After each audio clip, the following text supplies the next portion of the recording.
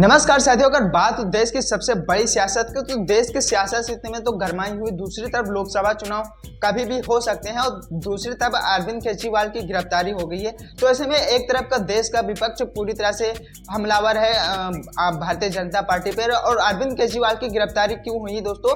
इन पर करीब करीब ईडी ने 1 से लेकर के 9 सम्मन लगातार भेजे, लेकिन अरविंद केजरीवाल इन सभी सम्मन को दरकिनार करते हुए वो अपने आप को बताते रहे मेरे अपने खिलाफ सबूत बताओ, और वो ईडी के सामने पूछताछ करने से पीछे हटते रहे। और वो ईडी और 10वां सम्मन लेकर के ईडी खुद इनके सीएम आवास पे पहुंच गई। और सीएम आवास पे इनके पहुंचते ही करीब 2 घंटे की लंबी पूछताछ करने के बावजूद अरविंद केजरीवाल को वहां से अरेस्ट कर लिया जाता है। और अरविंद केजरीवाल के अरेस्ट होने से भी इनके 3 नेता, काफी ज्यादा जो बड़े कद्दावर नेता था आम आदमी पार्टी के, यहाँ तक कि दिल्ली के उप मुख्यमंत्री मनीष सिसोदिया भी इनके जेल में बंद हैं, वो भी मनी लॉन्ड्रिंग के केस में। उनका जो दूसरा नेता है वो सांसद संजय सिंह है। तो आखिर आम आदमी पार्टी अपने ही बनाए हुए जाल में क्यों बुझी जा रही है?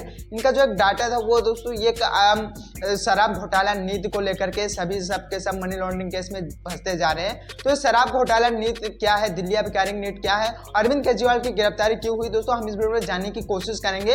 और दोस्तों अरविंद केजरीवाल का के कविता राव के साथ में क्या कनेक्शन है, हम वो भी कवर करने की कोशिश करेंगे। लेकिन उससे पहले अगर आप चैनल पर नए हो तो चैनल को सब्सक्राइब जरूर करना और वीडियो पसंद आए तो वीडियो को लाइक भी जरूर करना।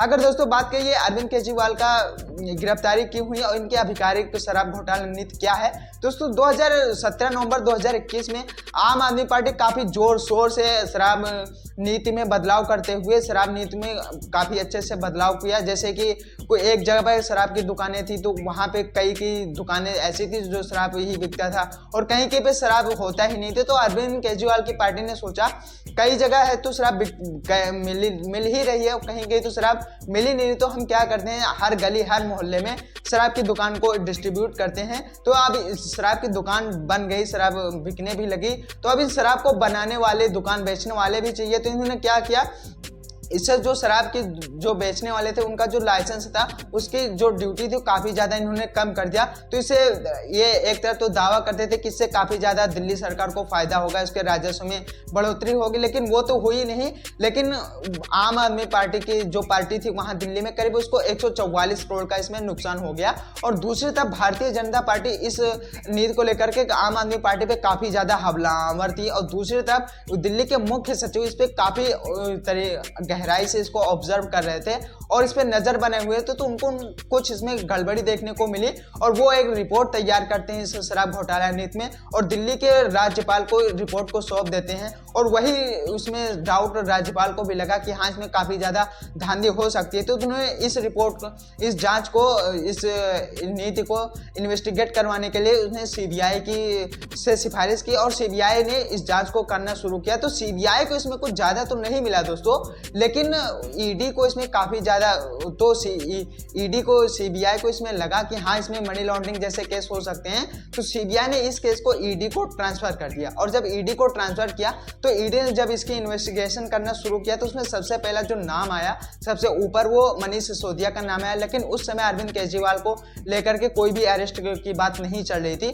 तो अब यहाँ सब कुछ ठीक था, लेकिन अब इसमें जब संजय सिंह सांसद आम आदमी के पार्टी जब गिरफ्तार हो गए तो वहां से गिरफ्तार होने के बाद में फिर ईडी के हाथ पहुंचते हैं और दक्षिण भारत के तेलंगाना के राज्य बीआरएस पार्टी के कविता के साथ में। और जब के कविता से पूछताछ होती है, जो के कविता ईडी के गिरफ्त में आते तो सबसे पहले वो नाम लेते हैं अरविंद केजरीवाल का। यहीं से अरविंद केजरीवाल की गिरफ्तारी का नाम काफी जोरों शोरों से चलने लगता है। और 21 और के कविता राव कुछ इस तरह के ईडी को बता दें कि वो अरविंद केजरीवाल अपने शराब को नीति को लेकर के, जो शराब की मैन्युफैक्चरिंग यहाँ पे होती थी, जो शराब होलसेल होता था वो दक्षिण भारत से जाता था, तेलंगाना से जाता था।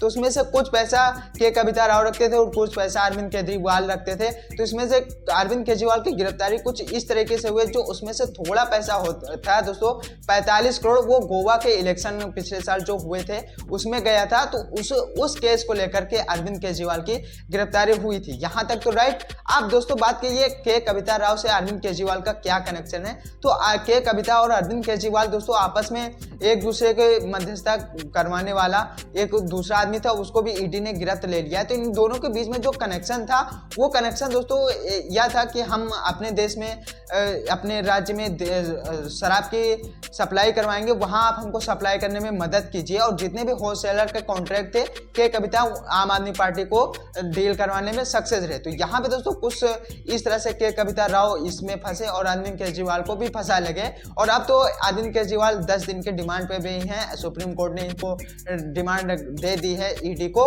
तो अब देखना होगा दोस्तों ये आम आदमी पार्टी क्या क्या करती है इन 10 दिन में, क्या क्या अरविंद केजरीवाल खुल करके सामने आता है। तब तक के लिए दोस्तों बने रहिए वीडियो के एंड में, हम आपसे और वीडियो में मिलते हैं। Next care, bye bye.